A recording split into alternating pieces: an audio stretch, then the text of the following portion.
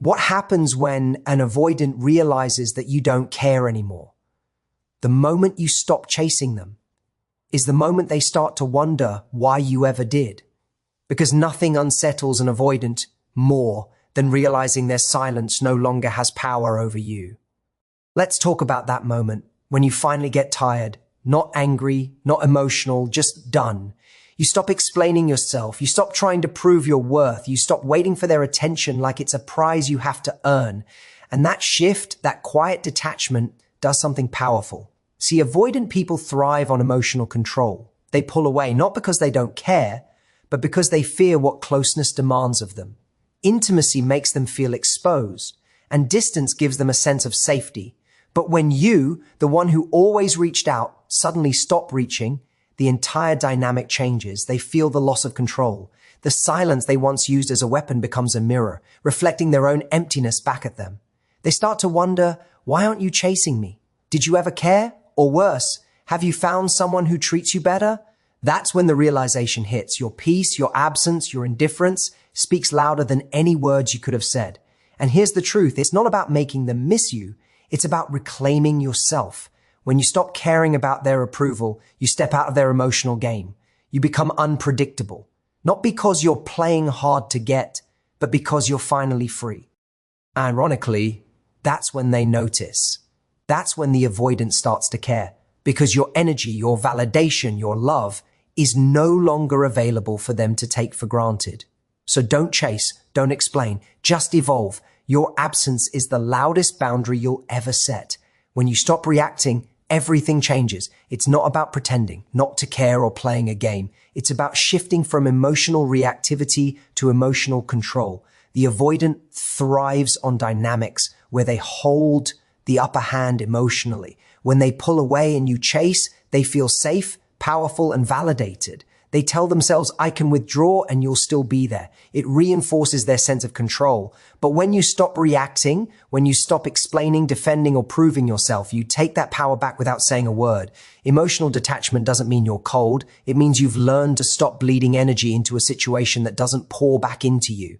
It's a moment of clarity where you stop fighting for the connection and start protecting your peace. You stop giving someone else's inconsistency the ability to define your value. Because when you're caught in an avoidance push-pull pattern, every time they withdraw, you feel the urge to close the gap.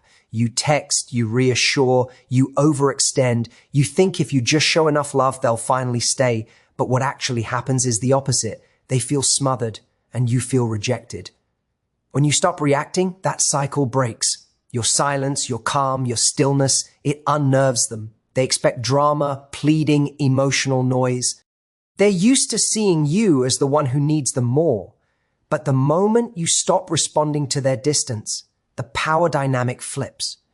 They start to wonder where you went emotionally. They start questioning whether they misjudged your attachment. Suddenly, you're not predictable anymore. You're not available on command. And that unpredictability is exactly what captures their attention, not because you were manipulating them, but because you've reclaimed your emotional independence. Detachment shows strength. It says, I'm no longer participating in this dance. It communicates that you can feel your feelings without letting them run the show. You're not cold, you're composed. You're no longer trying to fix what someone else refuses to nurture.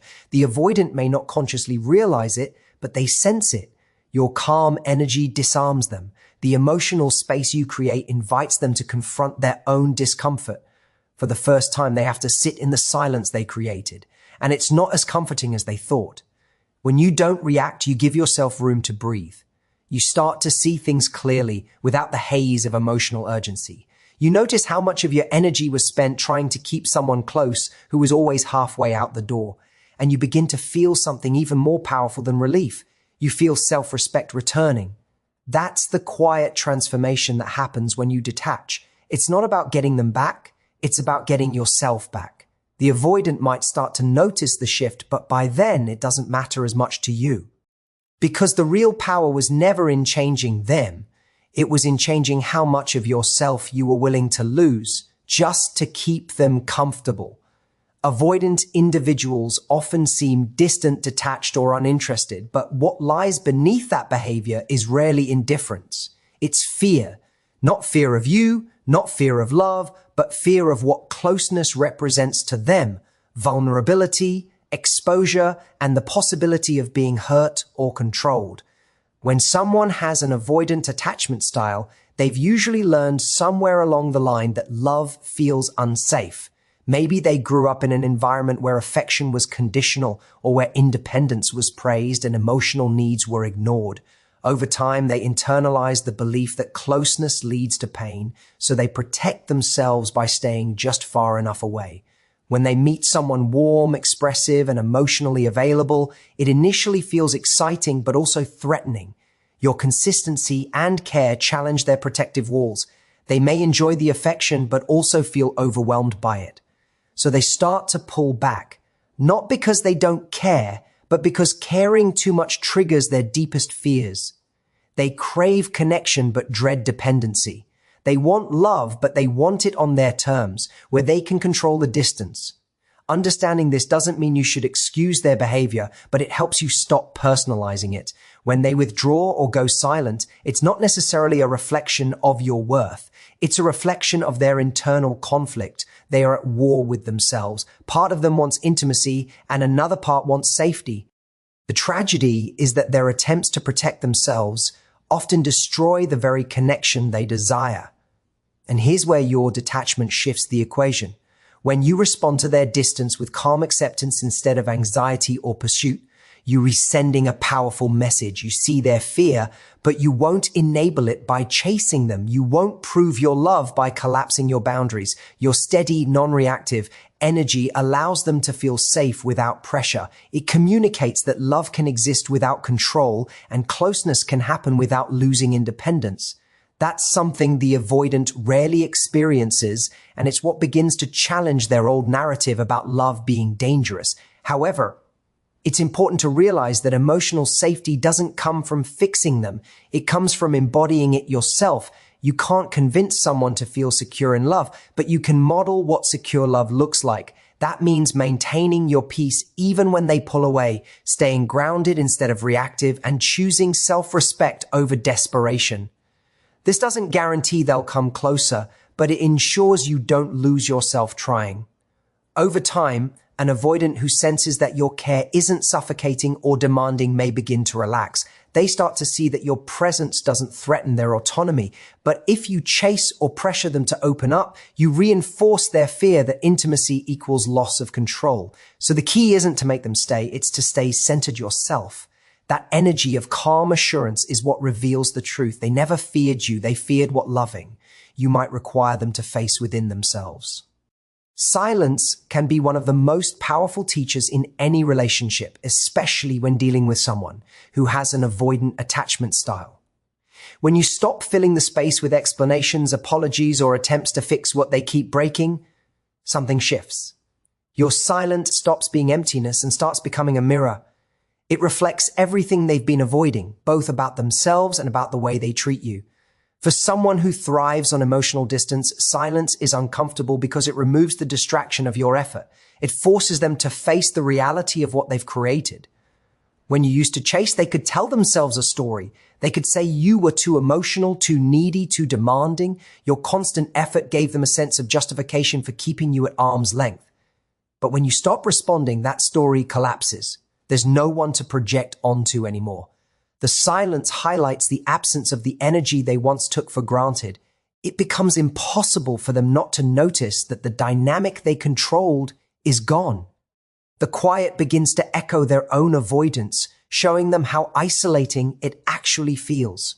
What makes this silence so powerful is that it doesn't seek revenge. It simply reveals truth. It exposes the emotional imbalance in the relationship. It shows them how much of the connection depended on your effort. And for many avoidant types, that realization can be jarring. They may not immediately reach out or change their behavior, but they start to feel the discomfort of their own walls. They begin to sense that their defense mechanisms, distance, withdrawal, detachment, aren't protecting them anymore. They're costing them something valuable. Your silence also creates space for you to see clearly. When you stop trying to fill the void, you begin to notice what their absence really feels like. Not just the loneliness, but the peace that starts to grow once you're no longer emotionally reacting. You realize that their pullback says more about their fears than about your worth. The quiet allows you to reconnect with your intuition, to hear your own voice again. It's in that space that your self-respect begins to return piece by piece. For the avoidant, that silence is unsettling because it removes the reassurance that you'll always be there waiting. They can no longer assume that their distance guarantees your pursuit. Suddenly, their strategy for safety turns into a source of uncertainty. They wonder if you've stopped caring, if you've moved on, or if you finally see through them. And that's the irony. Your silence, which they once relied on to avoid confrontation, becomes the very thing that confronts them. Silence doesn't demand attention, it earns it. It doesn't chase, it invites reflection. When you choose quiet over reaction, you step into emotional maturity, and the avoidant is left to face the uncomfortable truth. They were never protecting themselves from you. They were protecting themselves from what your love made them feel. When you stop chasing someone who constantly pulls away, something interesting happens. The energy between you changes. Before, your effort gave them reassurance. Your persistence told them they were wanted, that no matter how much they distanced themselves, you would always bridge the gap. But when that effort disappears, it disrupts the balance they've grown comfortable with. Your indifference, or more accurately, your emotional neutrality, creates a kind of curiosity they don't know how to handle. Suddenly, the script they've relied on no longer works. You're not reacting, you're not pleading, you're not trying to make things right, you're simply living. And that calm unpredictability draws their attention more than any emotional display ever could.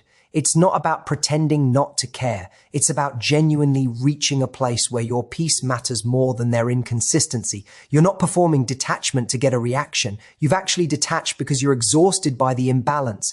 And that authenticity is magnetic. People can sense when your energy has shifted from seeking validation to self-respect. An avoidant especially feels this deeply. They may not understand it consciously, but they notice it emotionally. The space you've created makes them question what changed, why you're no longer engaging in the same emotional pattern, and whether they misjudged your attachment to them.